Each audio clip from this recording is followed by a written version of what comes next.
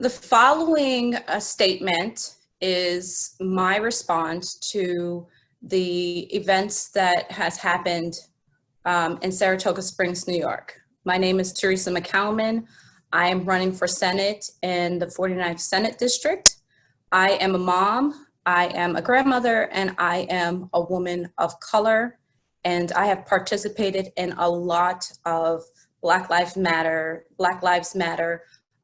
protests and movement recently in the last few months. And I think last night was pretty much the culminating event, at least for our area.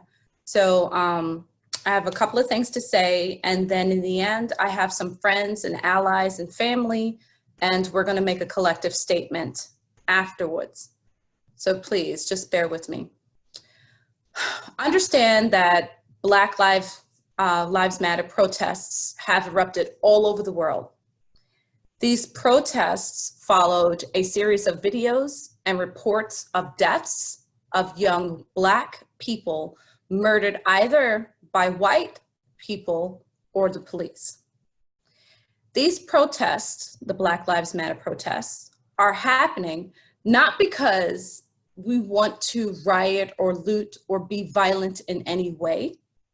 They're happening because Black people and their allies can no longer continue forward the way that we have been going, because it only leads to absolute destruction of everything, all of us. The world saw that when George's eyes were forced shut permanently and Breonna's were never allowed to open again, that they are just as tired, the world, as we are of the injustices perpetrated against people of color, and not only just here in America, but in their own countries as well, where people of color or certain ethnicities have been treated just as inhumanely. And in some cases, far longer than 400 years, just like the Black people in America. And they're tired, just like the rest of us. No more. No more. Understand this.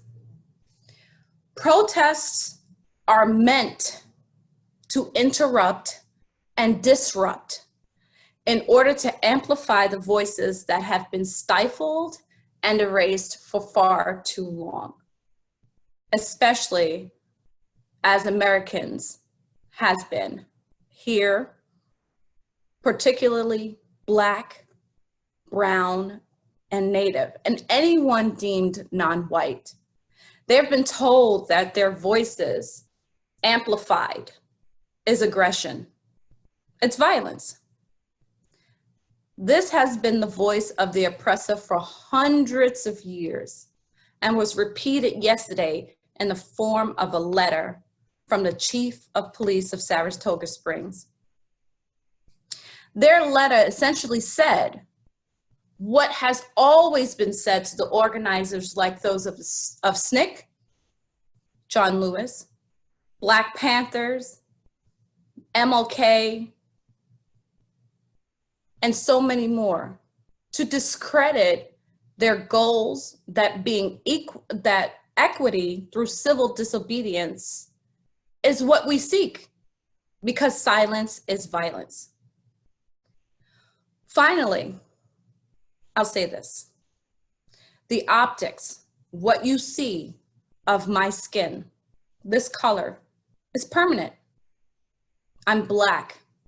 I'm Black during work. I'm Black after work. I'm Black walking. I'm Black running, sleeping, being a mother, a sister, a friend. I cannot retire my skin at the end of the day, not even at the end of the year, the month, nor at the end of my shift. I get no rewards for my service, except those from my children. I get no parades or accolades for my skin. It is permanent. It is not my profession. So to say that blue lives matter is yet again to negate reality. That uniform comes off. This is a diminishment of our lives. We will no longer stand for that. No more. Some people protest to disrupt and interrupt and to push for change. That is not enough. Even Martin Luther King Jr. had a plan of action, not just to protest and not just in protesting, but in action. You want change?